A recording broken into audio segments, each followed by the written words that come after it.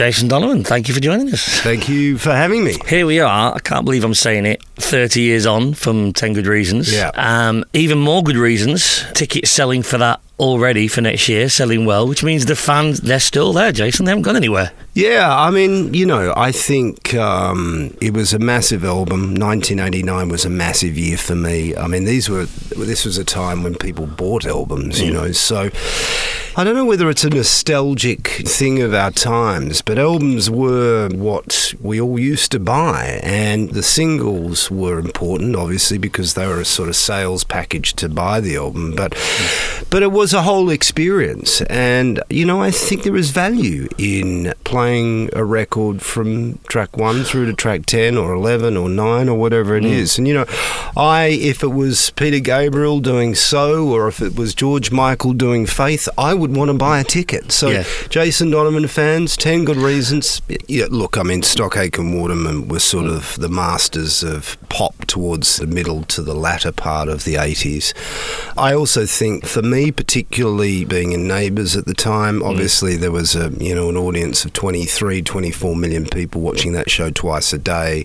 Then you couple that with the idea of working with Stockake and Waterman, and it is sort of the perfect storm. You find a single like Too Many Broken Hearts, or Especially For You, and the magic happens. It's pure. That's it. And I don't believe in luck. I think you create your own luck. I think timing in life is what we all sort of live for, and that was sort of the right time for that magic to happen. And genuinely, I think nostalgia at the moment is big on people's list. I think, with phones these days, you can tap into 1988, you can tap into your 80s hits, you can tap into the 90s. And we've got we can FaceTime ourselves with a mullet superimposed. Photoshop is doing weird and wonderful things. I've even seen myself in double denim recently, which is slightly scary. Let's talk about your early life here. Go back at the beginning. Born to a mum who's a TV presenter and dad, very famous actor. Yeah. They split at a young age and you spent most of your childhood with your dad, who, as I say, very famous for his acting. People would assume back then that the seeds were sown, you were going to go into acting, it was obvious, but it almost wasn't like that, was it? Your dad was quite encouraging of you to do your schooling and do your education, rather than there was no easy road into the industry for you, was there? No, I mean, I always harboured ambitions to become an actor, but being, my parents, as you rightly said, my parents split when I was 5. My father got custody of me, which was quite unusual back in those days. So I spent a lot of my childhood being sort of shipped from sets or interstate to be with him. Look, I was very realistic. I would hassle my dad to do auditions because, I would learn lines with him. And, he eventually gave in to that and said, look, one of the production companies that he's working for have a casting department. If you want to audition, they're doing a couple of jobs where they require younger actors. And I went in and auditioned for a TV series called Skyways, and I got the part. And I turned up to set, and it was myself and another character, and the other character was playing my sister, and it was Kylie. This is probably back in 1980. And then auditioned in 1984 or 83, I think, for a TV series called Neighbours. As early as that? Yeah, oh, so wow, I got the part in 1983. So I got the part of Danny Ramsey. Now, Neighbours in its original formation was with a channel in Australia called Channel 7. So I had this sort of difficult position where I would have had to have left school. So I went to the school teachers. I said, what do you think I should do? Unanimously, they all said, go. Which is, I don't know whether that's a sort of... how to take that. I don't know whether that's a positive or a bit of a negative for my scholastic abilities. I went to my dad. Dad said, you're crazy. He said, this opportunity will come along again. I was in year 11. I had 1 year left of schooling, and I decided to take my father's advice, and that was a difficult decision. Oh. Anyway, I watched Neighbours being launched in Channel 7, and I watched it being withdrawn because it was a ratings disaster, and they're quite cutthroat in Australia. They don't muck around. Yeah. So it sort of disappeared, and I thought, yes, I've made the right decision. About 12 months after that, I got another phone call and I went and auditioned for a character called Scott Robinson, and that was to be in a new reimagined version of Neighbours. Someone with a very smart television mind saw potential, and that's when the cast, as we know it, sort of came together. And I haven't really looked back since. And that's when it moved to a different channel. And then Channel 7 was the one that let it go, wasn't it? Yes, and aren't they the ones who then launched Home and Away when they realised what they'd lost? They are, with a guy on. called John Holmes, who was originally at Channel 10, was the original producer of Neighbours. He then went on to set up Home and Away, which probably was launched in about 1987. Two interesting brands, because they both are still producing television. If I could mix together why it was the success that it was, you'd be printing cash. It's hard to explain to anybody who wasn't there, i.e. your children's generation, just how mad that period was, wasn't it? Certainly over here in the UK. Wasn't it bigger over here than it was in Australia? Well, actually? it was. Look, it was, by default, I think, put on twice a day. But to put it into perspective, you've got a big country here. You've got 70 million people. Australia's population in 1987 was probably around the 17 to 18 million people. And Neighbours at its peak was drawing an audience of 23 twice a day. So, that was almost 1 in every 3 people was watching the show. And that is a very powerful ability to create opportunity. And I think as a cast, and, I saw the fan mail just grow and grow and grow. And predominantly, most of it was from the UK. And then, of course, take into the equation the music. Then, with Kylie, we're doing her stuff, you doing your stuff, Scott and Charlene. And then we get, especially for you, when you two are together in real life, boom, that 2 years, it must have been a complete whirlwind, was it? I mean, as you look back now on reflection. Yeah, I was always looking. My father always said to me, listen, you need to be as versatile as you possibly can. You need to be looking out for the next, where you're going to go next. And as I said to you before, there was opportunity there to move in any direction at that point. The canvas was clean. You could have gone into movies, you could have gone into presenting. But for me, I was, obviously it's pretty well documented that Kylie and myself were partners at the time. We didn't know at the time. It was the gossip of the time. Yeah, that was sort of, that was a conscious decision just to keep something private. Worked. Yeah, I think that really worked. And listen, why, people love a little bit, are they, aren't they? And that was a game. Absolutely. And it sort of worked at the time. In honesty, I'd had a bit of a musical background, but I was watching Kylie, who was this sort of uber-talented singer, and watching her connections within the cast and also, with record companies, and then Locomotion just went absolutely nuts. And, I was sitting there thinking, wow, I quite like a bit of this myself. I was listening to, Rick Astley's Never Gonna Give You Up and Stock Aitken Waterman at the time, and obviously with Kylie's connection that she came over here.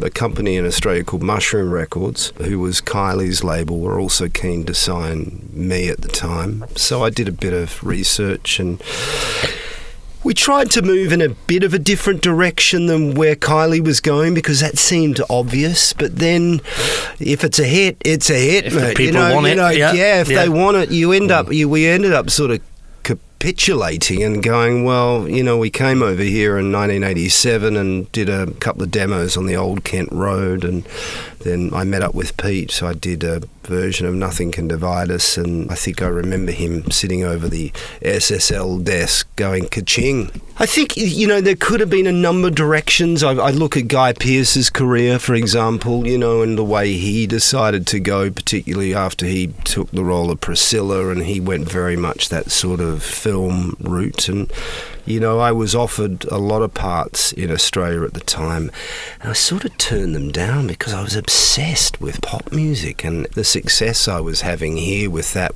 Yeah. And, when you sing a song, you listen back to it on a cassette in the car, you go, wow.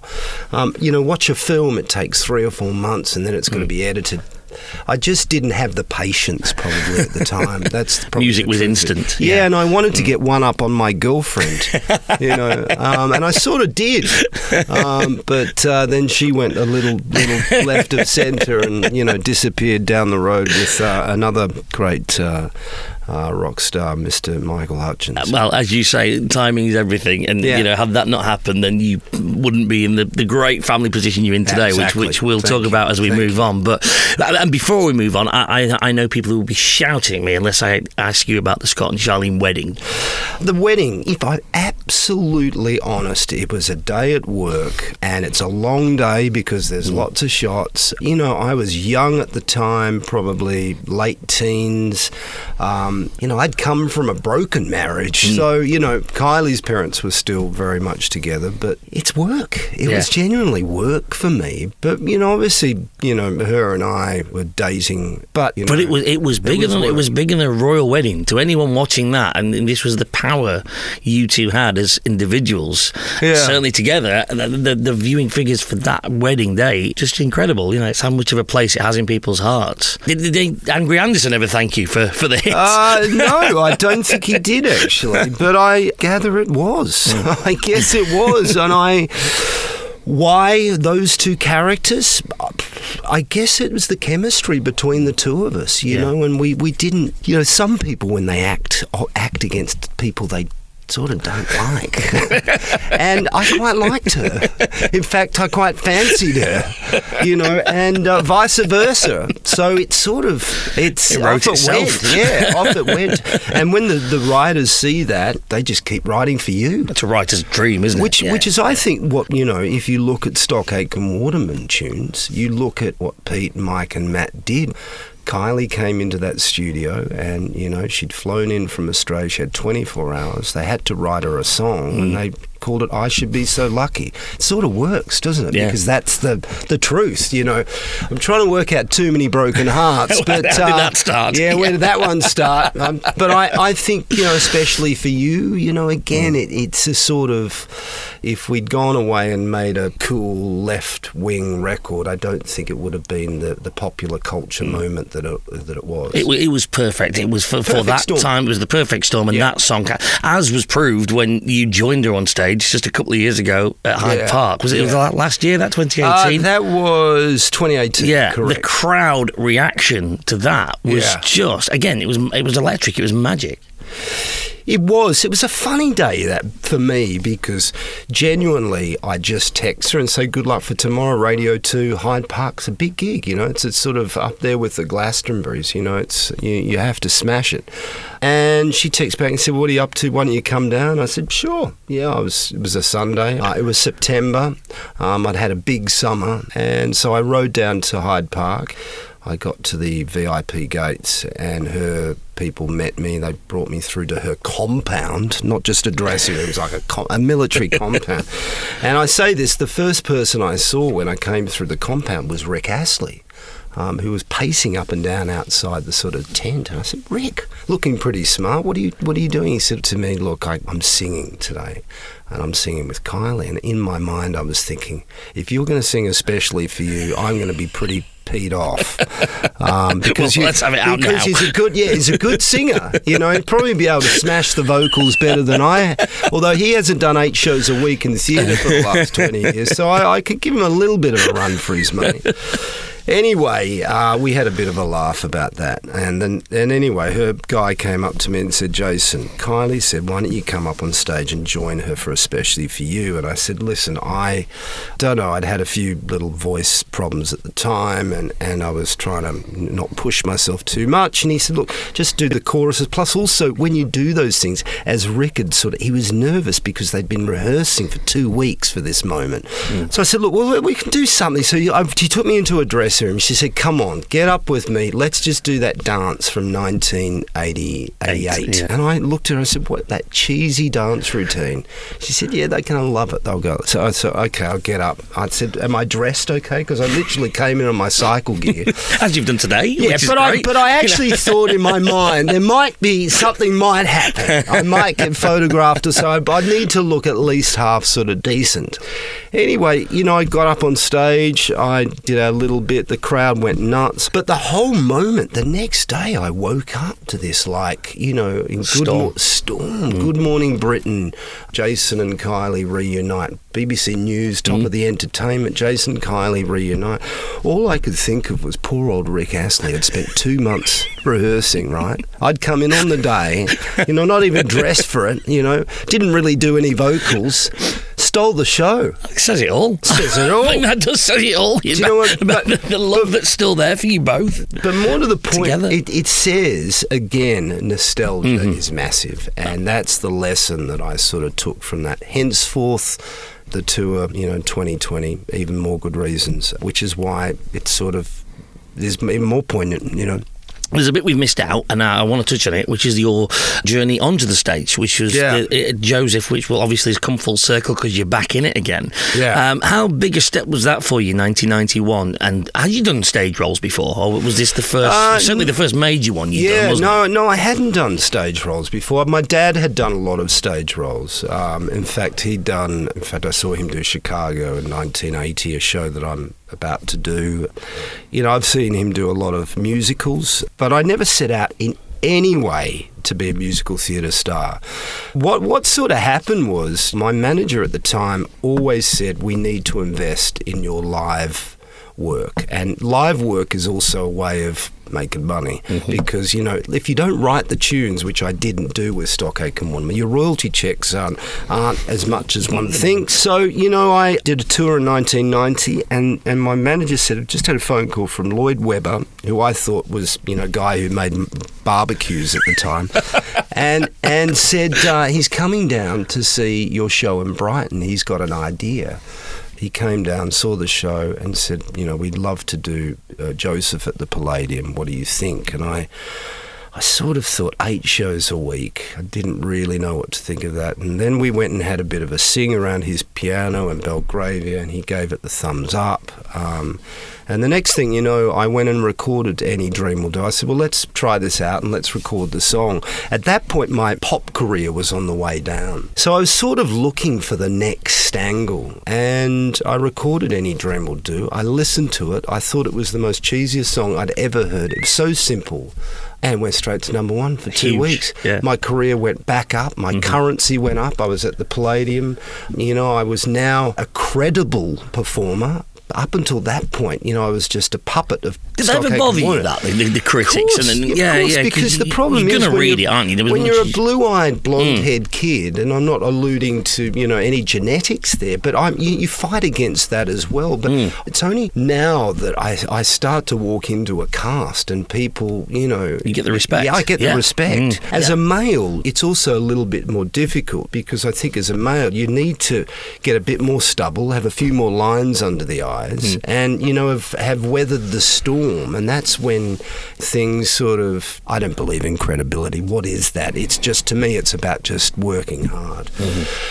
But the funny thing is now, and genuinely, I go and play festivals, right? And I can sing Too Many Broken Hearts, and Especially For You, and and a couple of other pop tunes. When I put on Any Dream Will Do, the crowd goes nuts. Now, suddenly I'm sitting there next to the guys from Human League, and there's Peter Hook, from the bass player from New Order. It's just 20 minutes before me, just done Love Will Tear Us Apart. I get up and I'll sing Any Dream Will Do, mate, and the crowd goes nuts. The thing is, everybody wanted to be that kid on Top of the Pops with you as well. I know. So this is their moment to shine now. They can sing it with you. It's sort of, listen, Lloyd Webber's, he is a modern day Mozart, and I think history will remember him extremely well. And I was lucky to, the timing was right. Again, the timing was right. And he chose me, and I took the opportunity. It turned my career around, and it's still the only decent royalty check I get. What's it like now you're back in the show, because someone else will obviously perform that song now. What's it like now when you watch someone else do it? Less tiring, because I'm watching someone do what I did, and it was exhausting. It's a very short show, but to be back at the Palladium, is an incredible honour for any performer. To be working with Jack Yarrow, who's Joseph. I couldn't have wanted to give that magic to anyone else but someone who actually really appreciates it, and he is such a lovely person and very talented. But I'm going to be honest, I play the Pharaoh, the king.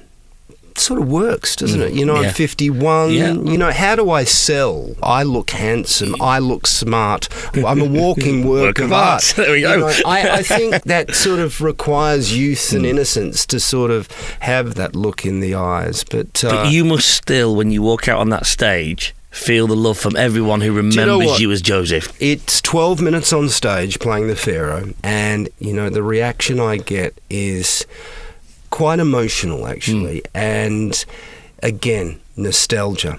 But more to the point, it's taken me 30 years to get that, and I am running with it and sprinting with it and taking it and enjoying every moment, because back then it was just hard work. It was just hard work. I was at the Palladium and, 8 shows a week. It was very claustrophobic. I'd come off doing 4 years in Neighbours. I'd come off a 3-year, pop career. I toured.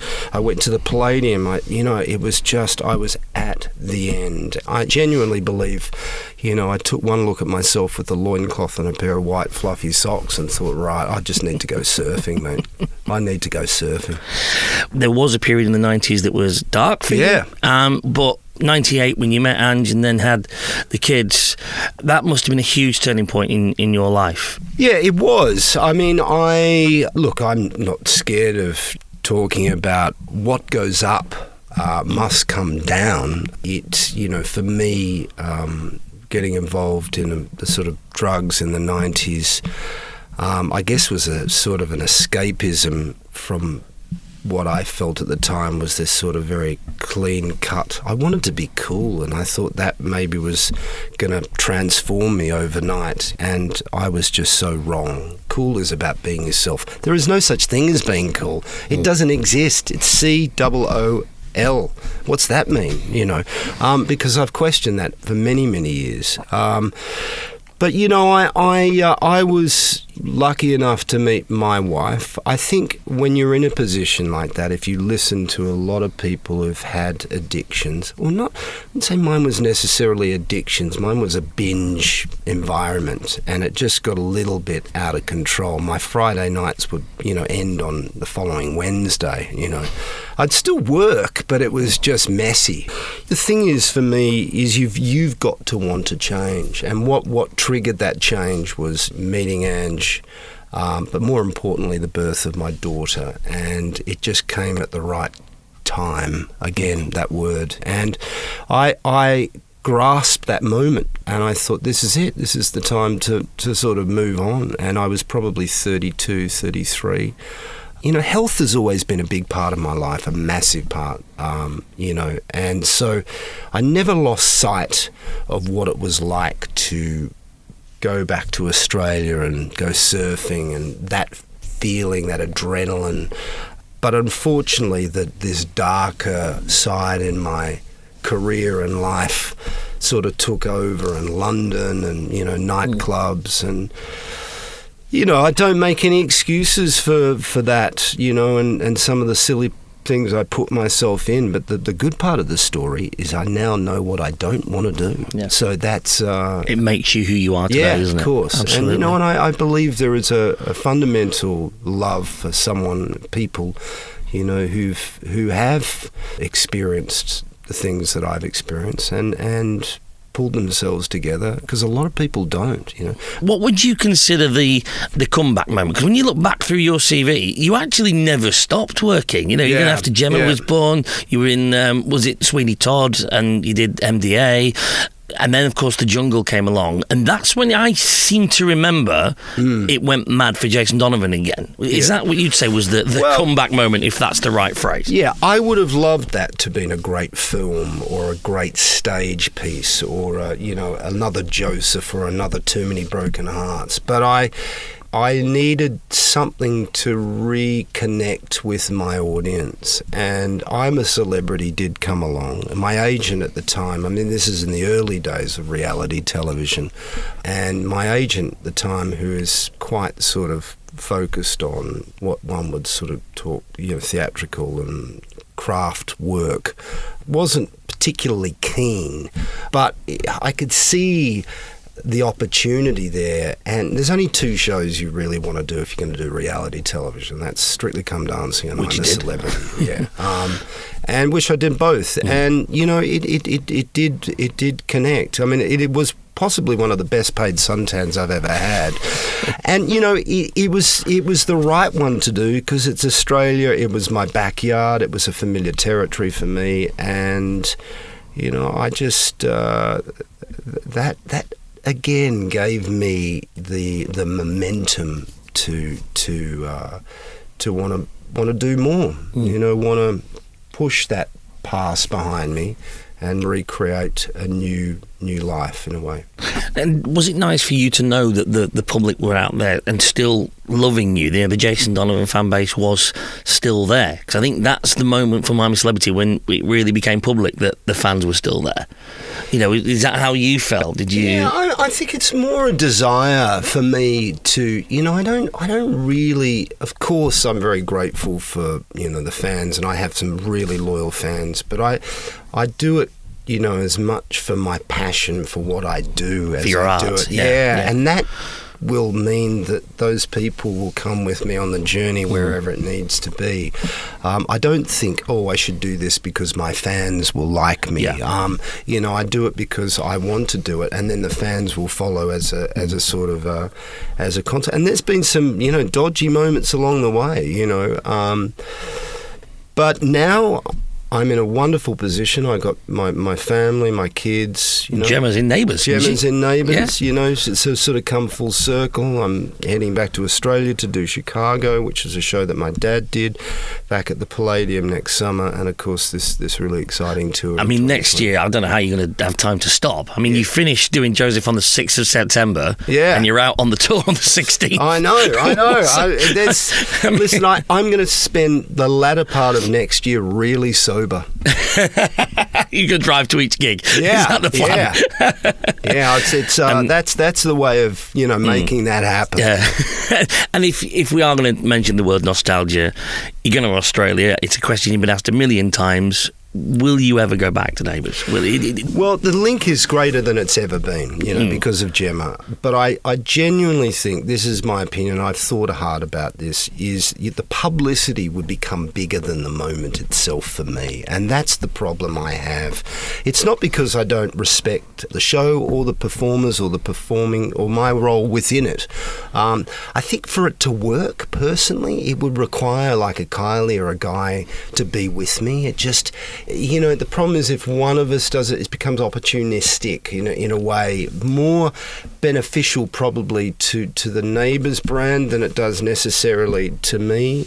But that doesn't mean that it's, it might not happen. It might happen. I certainly have rekindled my relationship with the show through Gemma, and I watch it regularly now, and I think it's all those shows tend to have their peaks and troughs. Yeah. And I do think it's going for a really good place at the moment. I think, I would love to go and visit the set, but as for, Jason Donovan and Scott Robinson and that mullet, that's, it's in the sunset at the moment. So. Quickly, for the Even More Good Reasons tour next year, then what kind of things can we expect from that? Will it be the 10 Good Reasons album and other hits? What are we talking? Because I love the fact you've even recreated the artwork. The Jason Donovan logo is back. Like the it font. Was. Yeah, the font. Instantly recognisable. It's there. The font and the fondue. Yes. To be honest, I haven't really thought too hard and fast about the entire show itself. But certainly, I think the second half of the show will be where we left off with the 10 Good Reasons tour. I think it's a really nice way to do a to play that album top. That means so much to so many people, and I think that's what people want to hear. So we plan to do that from track 1 through to track 9, I think there was maybe. First part of the show is up for discussion, and I would like to think that it is a reflection on my career. I love to do acoustic songs. Obviously my theatre work, maybe even throw in a bit of a Pharaoh tune along the way, those sort of things. But there'll be a lot of showbiz stories and maybe a few lies.